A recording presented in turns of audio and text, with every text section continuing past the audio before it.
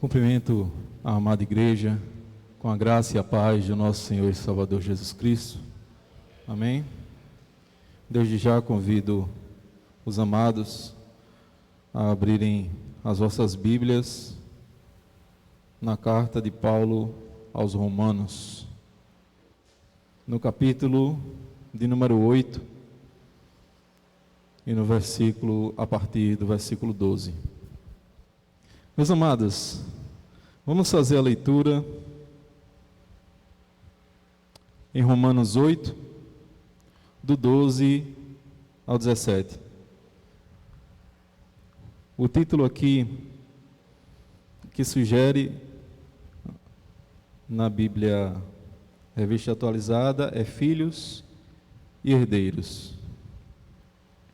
Então assim está escrito: assim, pois, irmãos, somos devedores, não à carne, como se constrangidos a viver segundo a carne.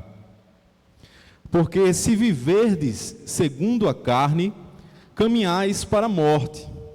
Mas se pelo Espírito mortificardes os feitos do corpo, certamente vivereis. Pois todos os que são guiados pelo Espírito de Deus são filhos de Deus. Porque não recebestes o espírito de escravidão, para viverdes outra vez atemorizados, mas recebestes o espírito de adoção, baseados no qual chamamos Abba, Pai. O próprio Espírito testifica com o nosso espírito que somos filhos de Deus. Ora, se somos filhos, somos também herdeiros, herdeiros de Deus e co-herdeiros com Cristo. Se com Ele sofremos, também com Ele seremos glorificados. Oremos.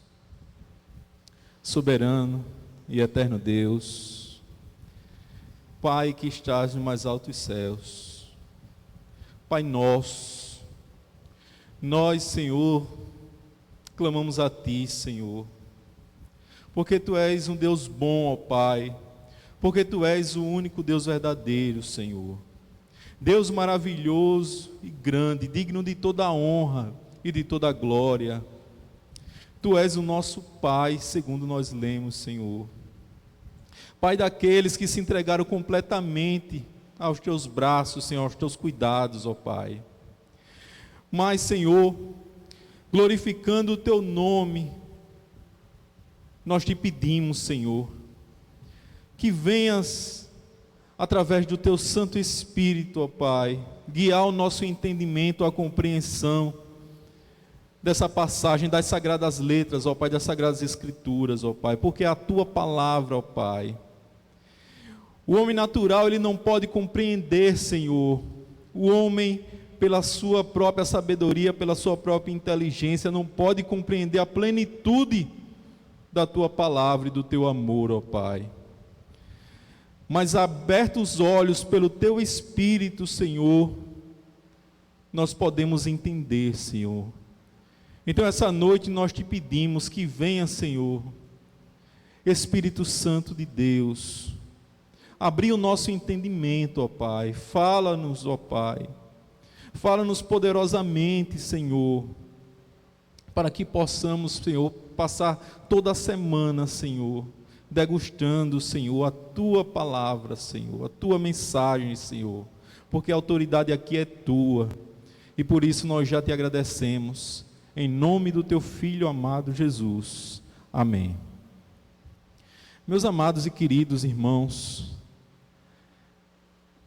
essa semana estava meditando na vida, no que é a vida. Essa semana faleceu uma pessoa muito querida, muito próxima, e ao andar ali entre os jazigos do cemitério, me peguei refletindo sobre o que é a vida. E pensando que nesse último ano, nesses últimos anos, parece que eu tenho ido mais a velórios, a sepultamentos. E, ao refletir sobre isso, me pareceu que é o normal da vida. Conforme vai passando o tempo, conforme nós vamos aumentando em idade, parece que a nossa frequência a esse lugar começa a aumentar. Começam a aparecer pessoas mais próximas começam a ir. Até que vai chegar um dia que nós vamos lá e será a nossa vez. Mas, refletindo nisso, me surge a pergunta: será aquele ali o último lugar? Será aquilo ali o fim? E eu digo a vocês com toda a certeza que há no meu coração: o Espírito Santo, ele testifica que aquilo ali é só o começo de uma nova etapa. Concordo com o pastor Hernando Dias Lopes quando ele diz que o Espírito Santo, ele é a primícia e a garantia da nossa ressurreição.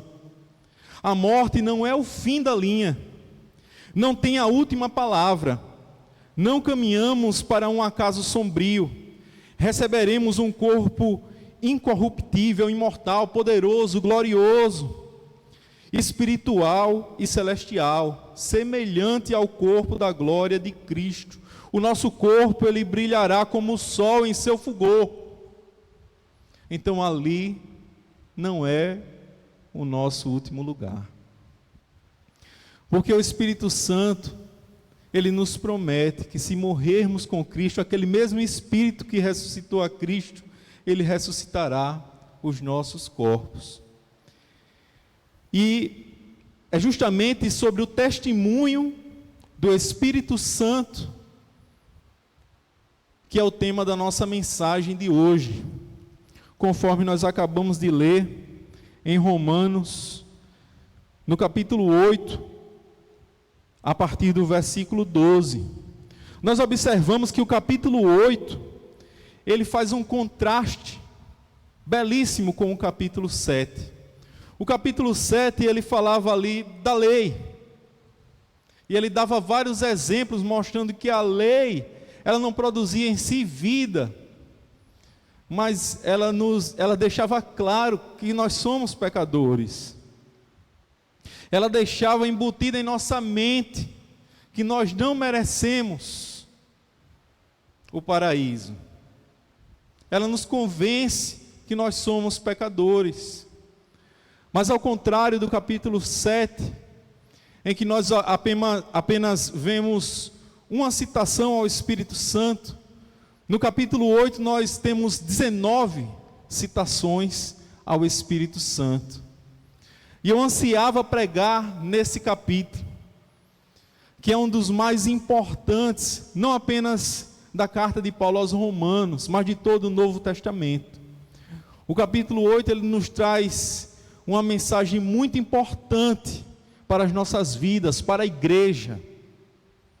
E conforme nós já observamos, nossos amados irmãos Wesley e Anderson pregarem, ele já inicia o capítulo dizendo que já não há mais nenhuma condenação. Olha que contraste com o capítulo 7, onde ele se declarava: miserável homem que sou. No primeiro versículo, já não há condenação para os que estão em Cristo Jesus. Já no segundo versículo, ele diz que também já não há mais escravidão, porque não estamos mais sujeitos à lei da carne, mas sujeitamos-nos ao Espírito Santo. Então é maravilhosa essa mensagem. é uma mensagem que faz exultar o nosso coração de alegria. Ao mesmo tempo que toda vez que nós falamos em santificação, parece que arde nos nossos corações o Espírito Santo nos dizendo que nós precisamos melhorar. E nessa própria semana, conversando com meu querido irmão Jailton, e comentando sobre a mensagem do domingo anterior, nós dizíamos ali que, meu Deus, que mensagem, e que mensagem que nós não costumamos ouvir em outros lugares, porque é uma mensagem que nos mostra que nós precisamos melhorar, que nós ainda não somos aquilo que Cristo Ele quer para as nossas vidas. Nós temos muito a melhorar. Não é uma mensagem que acalenta os nossos corações e nos faz estagnar, nos faz pensar que está tudo bem, que vai dar tudo certo, nós estando por vezes errados.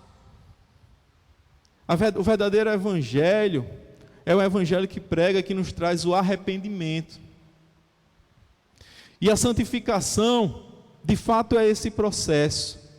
E nós vamos observar aqui, dos versículos 12 ao 17, algumas verdades fundamentais sobre esse processo ainda da santificação e como o Espírito Santo, ele verdadeiramente testifica a nossa filiação a Deus, a nossa filiação por adoção a Deus, e como isso é maravilhoso, meus amados.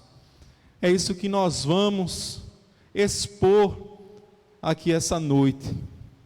Então, no primeiro ponto, aqui no versículo 12, nós observamos que o Espírito Santo é o nosso credor, somos os seus devedores. No versículo 12 ele diz assim: assim, pois, irmãos, somos devedores não à carne, como se constrangidos a viver segundo a carne. Veja que eu acredito Paulo visualizando ali a dívida, ali no Império Romano. E as pessoas que eram condenadas à morte de cruz, elas tinham o dever, não apenas de morrer daquela forma ultrajante, vergonhosa, maldita e escandalosa, mas antes tinha todo um processo de sofrimento, e dentro desse processo de sofrimento tinha que carregar o seu próprio madeiro até fora da cidade romana. Tanto nas cidades romanas quanto nas colonizadas por Roma, eram proibidos se crucificarem ali dentro da cidade. Então eles tinham que arrastar todo o caminho ali, a sua cruz, todo o madeiro, para que depois morressem ali fora da cidade. E foi assim que o nosso Senhor sofreu toda essa humilhação. E eu acredito Paulo visualizando essa questão da dívida. Paulo ele fala que nós temos uma dívida. E qual é essa dívida? Dívida semelhante àquele que era crucificado, porque nós temos que matar o nosso velho homem para habitar tranquilamente o Espírito. E nós temos que matar ele todo dia, fazendo minhas palavras de Martinho Lutero, que ele diz que pensava que o seu velho homem, a sua antiga natureza tinha morrido nas águas do batismo. Mas ele descobriu que o velho homem sabia nadar, ele diz. E ele tem que matá-lo dia após dia. E nós vivemos essa luta de matar a nossa velha natureza dia após dia. Dizer que ela foi ali crucificada com Cristo, ali na cruz. Então nós temos essa dívida, não com a carne. Por um lado, é algo que devemos fazer, matar o nosso corpo diariamente. Por outro lado, também é obra do Espírito Santo. Parece ser paradoxal, né?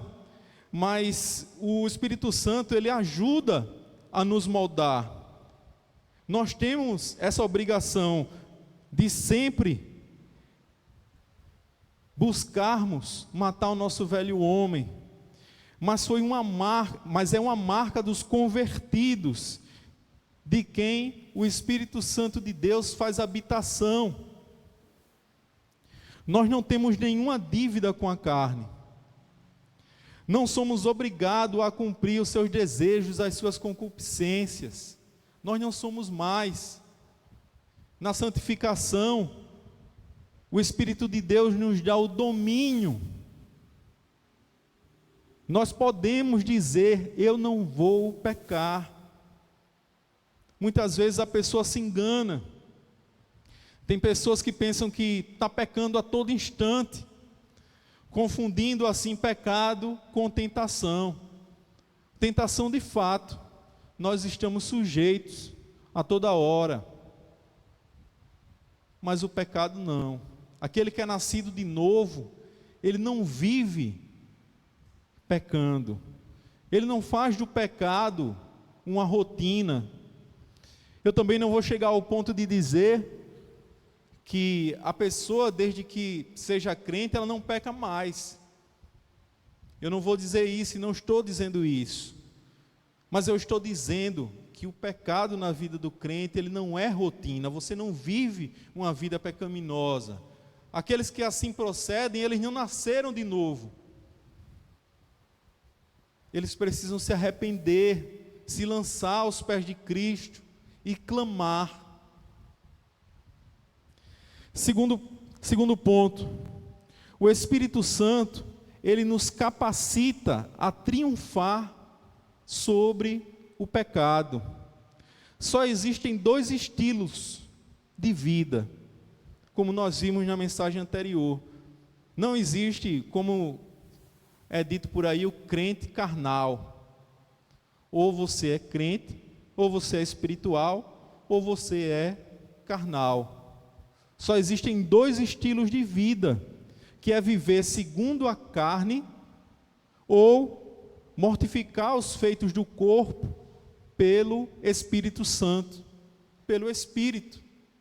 Só existem esses dois estilos que a pessoa pode viver. Os que vivem segundo a carne caminham para a morte. Os que mortificam os efeitos do corpo têm a garantia da vida. E veja só, mais outro paradoxo: os que vivem morrem, e os que morrem vivem. John Stott, ele diz assim: existe um tipo de vida que leva à morte, e há um tipo de morte que leva à vida. Vejam só que interessante. O reino de Deus, os ensinamentos de Deus, ele põe o conhecimento do homem de ponta cabeça. Porque aquele que morre para o mundo, ele vive para Deus. Nós observamos no sermão de Jesus ali no Monte da Galileia, que ele diz que os pobres, bem-aventurados os pobres de espírito, muito felizes, né? Esse bem-aventurados vem do termo grego makarios, que é mais que feliz. Então, os pobres de espírito. E vejam que muitas pessoas confundem. Ser pobre de espírito não é ter o espírito pobre. Não. Ser pobre de espírito é estar na total dependência de Deus. E isso, ao mesmo tempo, lhe deixa rico. Porque você está junto de Deus. Já aqueles que têm um espírito altivo, já aqueles que pensam ser rico no esplendor da sua glória e das suas conquistas, diz a Bíblia que ele não passa de um miserável, pobre, cego e nu. Então o reino de Deus, ele tem outra perspectiva do conhecimento desse mundo. Do que adianta ganhar o mundo e perder a sua vida? do que adianta, mas aqueles que perderem a sua vida, ganhá-la-ão. Então, continuando, nós temos aqui duas perguntas que surgem. Primeiro, como nós podemos aqui triunfar sobre o pecado? E eu respondo através da mortificação. Através da mortificação. E o que é a mortificação? Mortificação é crucificar a carne com os seus desejos, ou com suas paixões e desejos, segundo diz o próprio apóstolo, lá na carta aos Gálatas, capítulo 5, e versículo 24. Vejam só o que é dito aqui no versículo 13 de Romanos 8. Porque se viverdes segundo a carne, caminhais para a morte, mas se pelo Espírito mortificardes os feitos do corpo, certamente vivereis. Então essa mortificação é crucificar a carne e suas paixões e os seus desejos. E como isso acontece? É a segunda pergunta. Como é que a mortificação ela acontece? Na santificação.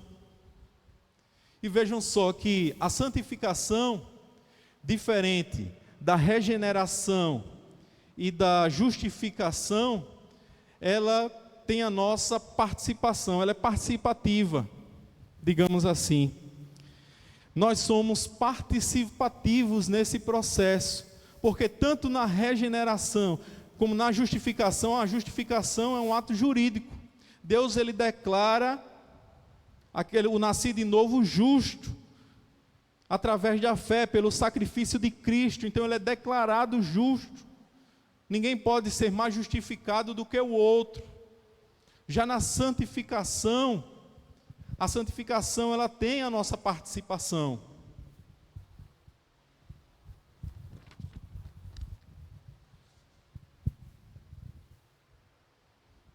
Veja que a pessoa pensa, mas todo o processo da salvação, quem é que faz todo o processo da santificação? Quem é o autor da salvação?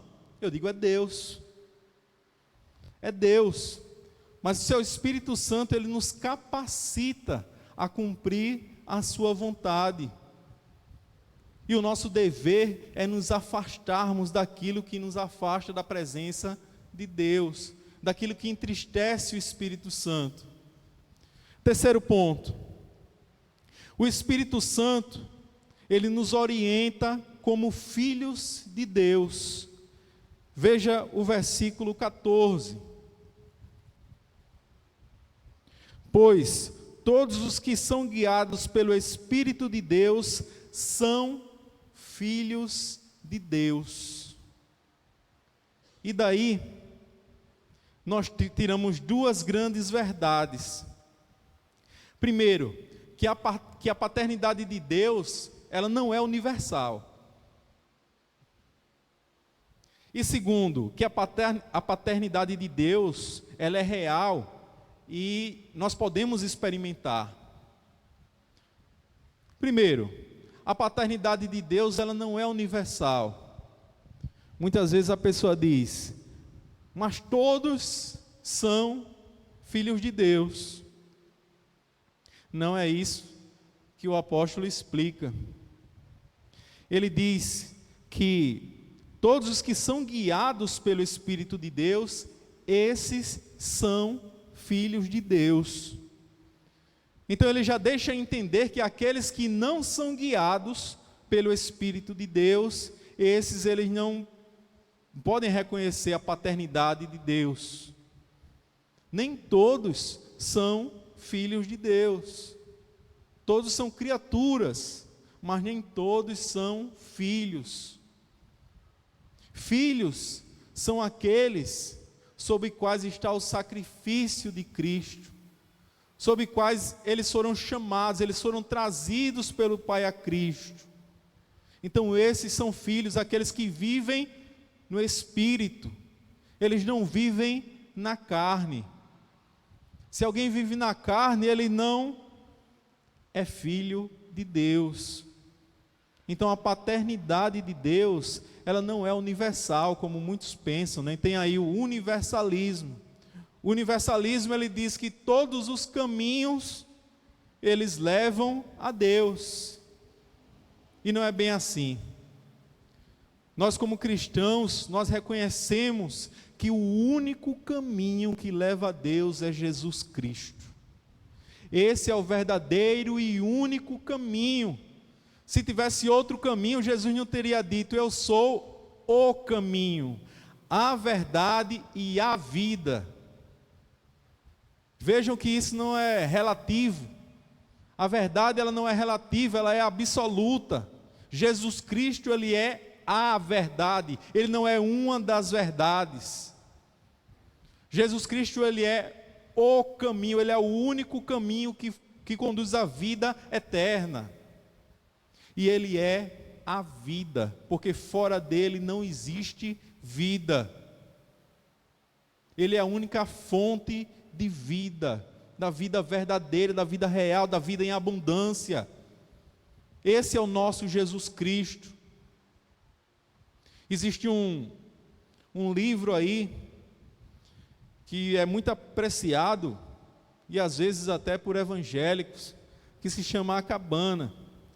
Esse livro, ele prega a doutrina universalista, porque em um diálogo lá, com o pseudo-Jesus, o pseudo-papai, né? Mackenzie, ele pergunta sobre a questão da religião, e papai diz: não, todas as religiões, elas de uma forma ou de outras, elas conduzem a mim. E eu vou dizer para você, em determinado ponto ele está certo, mas algumas vão conduzir ao juízo de Deus e à sua divina ira, ao seu justo juízo. E o único caminho que conduz à salvação, à vida eterna,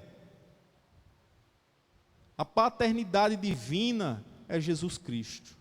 Esse é o único caminho. Segundo ponto, a paternidade de Deus, ela é real e podemos experimentar. O Espírito Santo, ele não apenas habita em nós, como se já fosse pouca coisa, mas ele nos capacita a triunfar sobre o pecado. Ele também nos guia, dirige pelo caminho da obediência. Vejam só, no versículo 14, ele diz assim: pois todos os que são guiados pelo Espírito de Deus são filhos de Deus. E esse termo aqui, guiado, é o mesmo termo que era usado ali para arrastados. Mas não pense que seja por violência, não. É ser conduzido de uma forma que a pessoa não pode se controlar. Concordo com o Dr. James Dunn, quando ele disse: é render-se a um impulso incontrolável, ser guiado pelo Espírito de Deus. Complementa o Dr. Lloyd Jones, que passou muito tempo pregando Romanos, que ele diz que não existe violência no cristianismo. Nós somos levados, quando nós somos guiados pelo Espírito de Deus, é como se ele pegasse na nossa mão e nos conduzisse de forma gentil, de forma persuasiva, ele nos levasse ao caminho correto. Me parece parafrasear Provérbios 22:6, que diz que, vamos para Provérbios, eu peço aos amados irmãos que abram as vossas Bíblias, em Provérbios capítulo 22 e verso 6, é até bom que você já marca aí, é importante.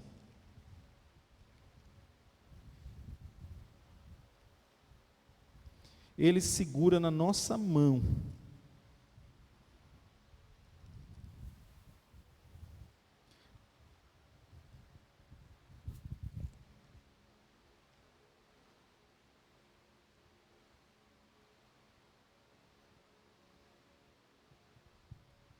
Já encontraram Provérbios 22:6?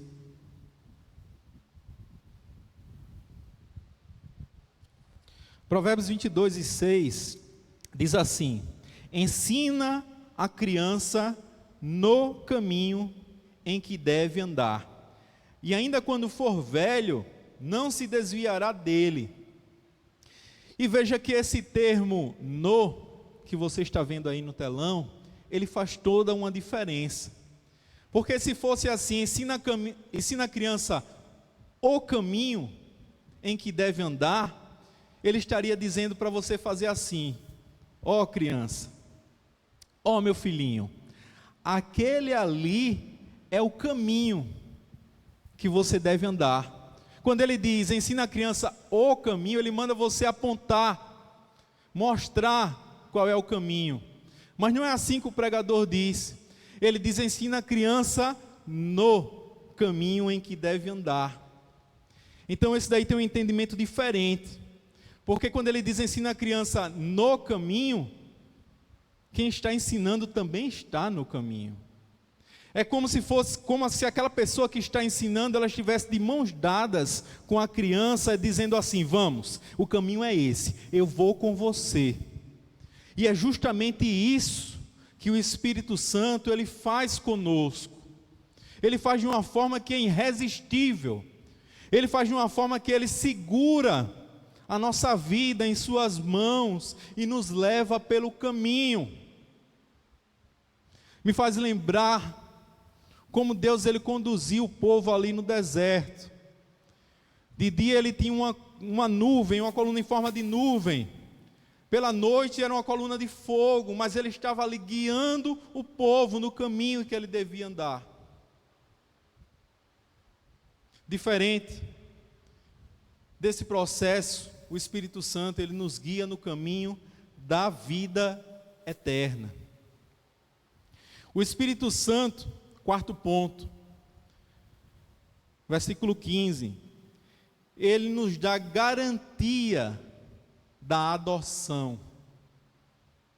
Vejam só, versículo 15 de Romanos 8. Porque não recebeste o espírito de escravidão, para viverdes outra vez atemorizados, mas recebestes o espírito de adoção, baseado no qual clamamos, Abba, Pai. Veja que maravilha. Como conforta o nosso coração saber isso. Não precisamos viver inseguros e atemorizados, atormentados pelo medo, pois não recebemos o espírito de escravidão, mas o espírito de adoção. O Espírito Santo, ele é a testemunha dessa adoção. No versículo 16 ele diz, o próprio Espírito testifica com o nosso espírito que somos filhos de Deus. Mas voltando ainda aqui, no versículo 15, nós temos que nós não recebemos o espírito de escravidão, para vivermos outra vez atemorizados. Quando se é escravo do pecado, se vive com medo. Se vive na escuridão da vida, se vive atemorizado, se vive uma vida, não uma vida abundante.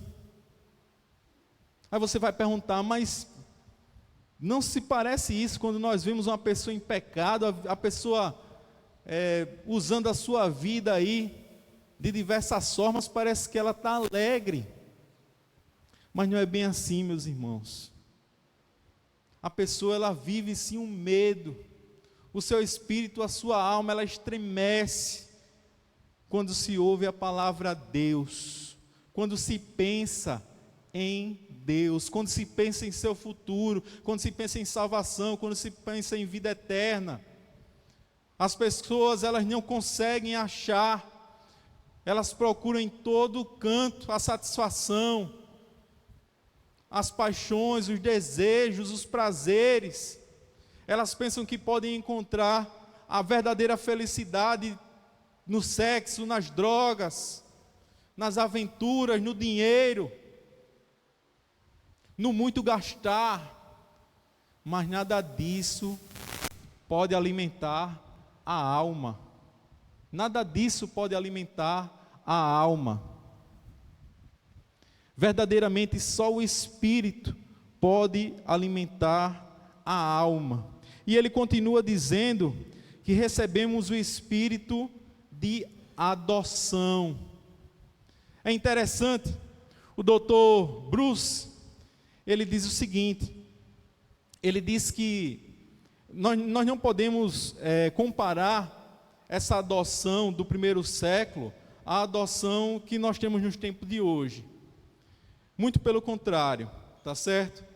A adoção ali no primeiro século, ela era um motivo extremamente honroso. A pessoa se sentia muito honrado em abrir a boca e dizer: eu fui adotado. Era uma honra muito grande ter sido escolhido por um pai para carregar o seu nome, para ter os mesmos direitos que o seu filho biológico.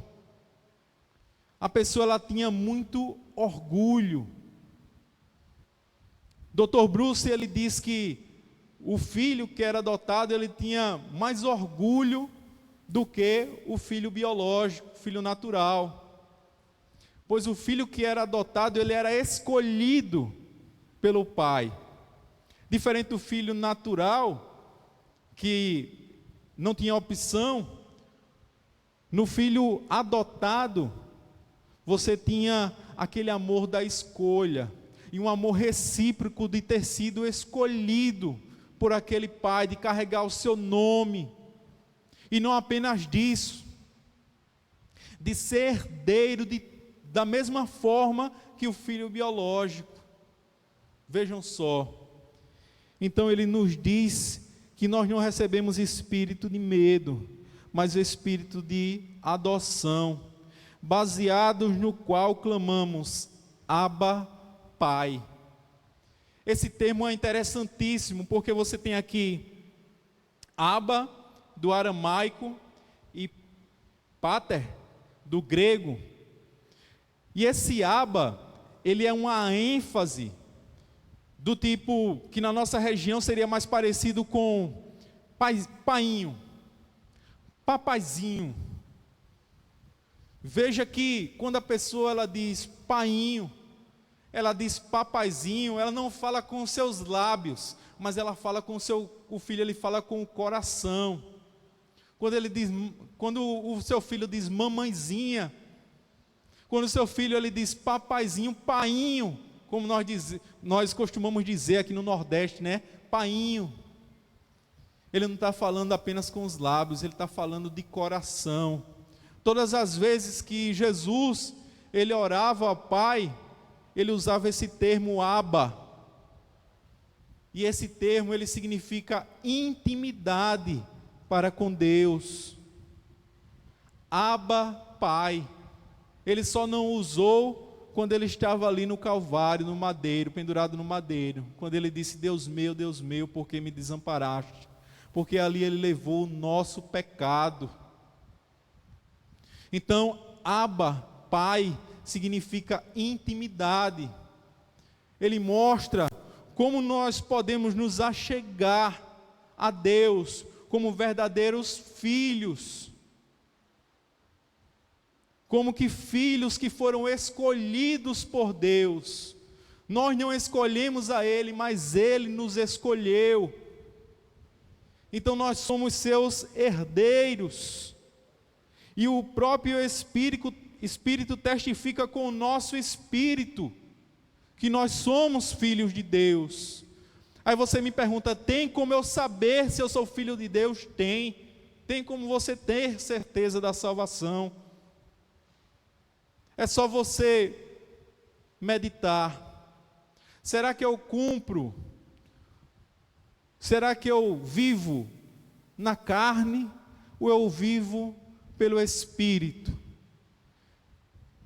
E aqui eu faço uma pequena aplicação já. Será que eu vivo com medo de ser descoberto em alguma coisa? Ou será que eu sou liberto disso?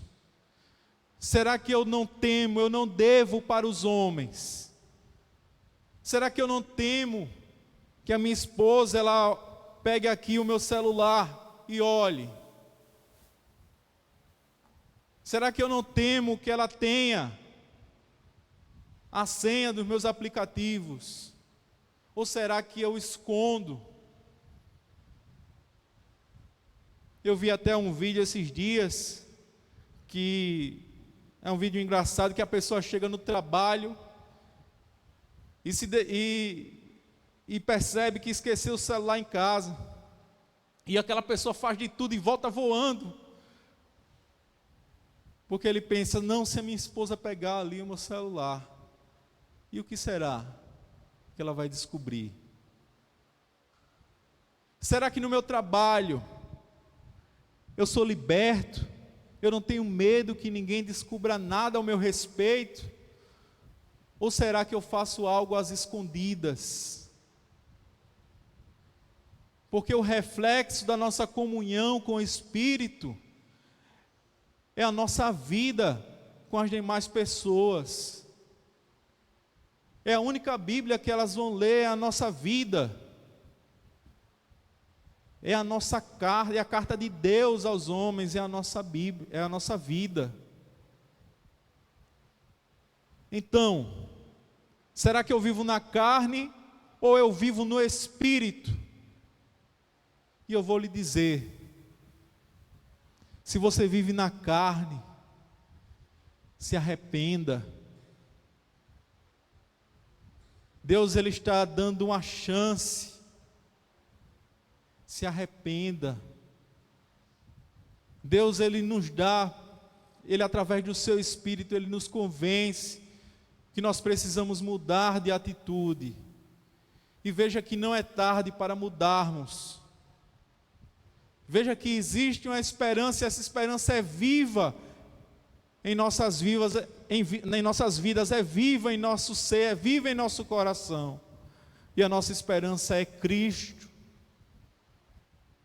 Por mais escuro que esteja a sua vida, talvez que por mais corrompido, talvez que esteja suja no lamaçal do pecado, eu digo a você que há esperança. Reconheça que Cristo é o Salvador, reconheça as suas faltas e os seus pecados e passe a viver em novidade de vida, através da regeneração, através da mudança de vida. É Deus quem aplica isso em nós. E se essa mensagem está falando a você essa noite, você que está aqui na igreja, você que está nos assistindo através do YouTube, você tem uma chance. Veja a condição daquele ladrão que estava ali ao lado de Cristo na cruz. Parecia que não havia mais jeito, não havia mais solução, não havia mais esperança. Mas quando para todos acaba a esperança, para Deus é só o começo. E aquele ladrão ali, ele reconheceu que de fato ele merecia estar ali. Então ele reconheceu os seus pecados, que muitas vezes nós não reconhecemos, o quanto nós somos devedores. E ele reconheceu ali o seu pecado. E Cristo o perdoou. E Cristo, ele oferta o mesmo perdão hoje. O mesmo perdão que ele ofertou àquele que estava desenganado, desesperançado. Ali era apenas o início da esperança dele, porque ao seu lado estava o Criador, estava o caminho, a verdade e a vida. E esse mesmo Criador, ele está aqui essa noite, falando aos nossos corações, testificando do seu Espírito para com os salvos, convencendo os pecadores ao arrependimento. Aquele mesmo Cristo, Ele atua ainda hoje. Ele atua na sua esperança. Por fim, nós temos o versículo 17, que diz: ora, se somos filhos, ou como somos filhos, somos também herdeiros. Herdeiros de Deus e co-herdeiros com Cristo. Se com Ele sofremos, também com Ele seremos glorificados. Veja que ainda no Sermão do Monte, lá em Mateus 5, ele fala que os mansos, eles herdarão a terra. Então ele diz que se com Ele sofremos, também com Ele seremos glorificados. E a mansidão é uma virtude, é uma das características do fruto do Espírito, do trabalhar do Espírito Santo em nossas vidas, para dizer que a nossa vida aqui não é uma vida apenas de bênçãos, não é uma vida apenas de vitória. Tem a música, agora é só vitória, agora é só vitória. Ela deveria direcionar melhor esse hino, porque a verdadeira vitória na vida do crente é a vitória sobre o pecado, é a vitória sobre a escravidão, é a vitória sobre a morte, que Cristo Ele nos proporciona através do seu sacrifício, através da justificação. Essa é a real vitória do crente, do nascido de novo. Então eu estou aqui para dizer para você que a vida cristã não é mil maravilhas. Nós temos que carregar a nossa cruz. Tem cruzes que parecem ser pesadas, que a gente não vai aguentar, porque quando alguém está doente na nossa família, ou nós mesmos estando doentes, parece que nós não vamos aguentar. Quando as nossas despensas estão vazias, e nós olhamos muitas vezes para os nossos filhos, para os nossos amados que dependem da gente, parece que a gente não vai aguentar. Mas Cristo Ele diz aos nossos corações: tende bom ânimo, porque eu venci o mundo. E se Ele venceu, com Ele nós venceremos. Nós exultamos na glorificação, na esperança da glória de Deus, porque nós somos filhos. É essa a nossa esperança. Então, para você essa noite, eu concluo dizendo que o Espírito Santo, ele testifica aos nossos corações que nós somos filhos. Às vezes parece que está mais difícil, talvez pelas dificuldades, talvez pelas lutas, talvez pelo próprio pecado que lhe tira a alegria da salvação. Mas ore a Deus, viva uma vida de arrependimento, porque o próprio Espírito ele testifica que nós somos filhos, e nós podemos nos glorificar e exultar nisso. Para você que ainda não tem essa certeza da salvação,